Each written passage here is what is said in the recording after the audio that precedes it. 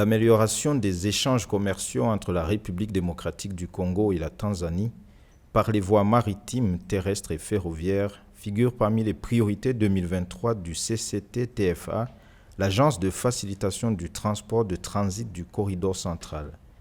L'agence multilatérale formée par les gouvernements de la République du Burundi, de la RDC, du Rwanda, de la Tanzanie et de l'Ouganda compte à cet effet lancer en juillet 2023 un programme dédié à 2 de ses États membres.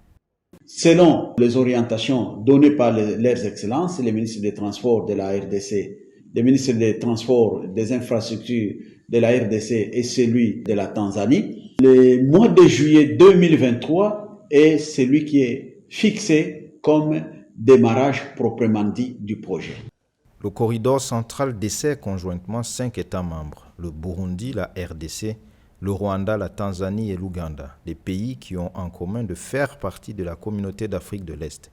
Selon les données du CCT-TFA, la population moyenne de cette sous-région en 2021 était d'environ 293 millions d'habitants pour un taux de croissance démographique annuel estimé à 3% en 2021. Une population qui représente une opportunité pour le commerce. La superficie d'Afrique de l'Est, soit 4,78 millions de kilomètres carrés, requiert un réseau commercial et logistique sophistiqué. Le CCT-TFA estime à cet égard qu'il est nécessaire d'interconnecter les divers modes de transport pour offrir aux pays de la région des marchés plus vastes. Pour la Tanzanie et la RDC, le cap est fixé pour la mi-2023.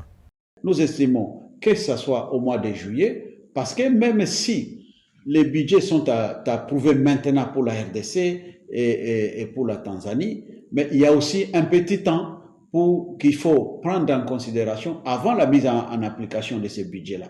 Et tout ce temps-là, on s'est dit, nous sommes dit, nous avons conseillé les ministres, et les ministres nous ont instruit qu'il est peut-être sage de commencer ces projets à partir du mois de juillet 2023. Les infrastructures engagées par l'Agence de facilitation de transport du transit de corridor central comprennent des réseaux de transport polyvalents incluant des routes, des chemins de fer, des voies navigables intérieures pour relier les pays enclavés au port de Dar es Salaam.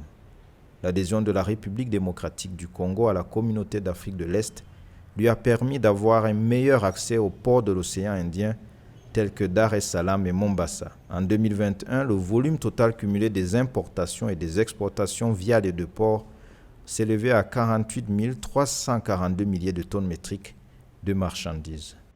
Je voudrais tout simplement souhaiter bon vent à ces programmes, à ces vastes programmes de renforcement des liens commerciaux ou du commerce entre la Tanzanie et la RDC par évidemment l'amélioration des structures, des infrastructures de transport. Les actions du corridor central visent à faciliter le commerce interétatique et de transit entre les États membres, mais aussi à œuvrer à la mise en place de la zone de libre-échange continentale africaine pour améliorer les échanges au sein des États du continent. D'après les données du CCT-TFA, en matière de commerce intra-régional au sein des membres de la communauté d'Afrique de l'Est, le Kenya et l'Ouganda sont en tête avec respectivement 29 et 27%, suivi par la Tanzanie avec 13% du commerce total de la sous-région.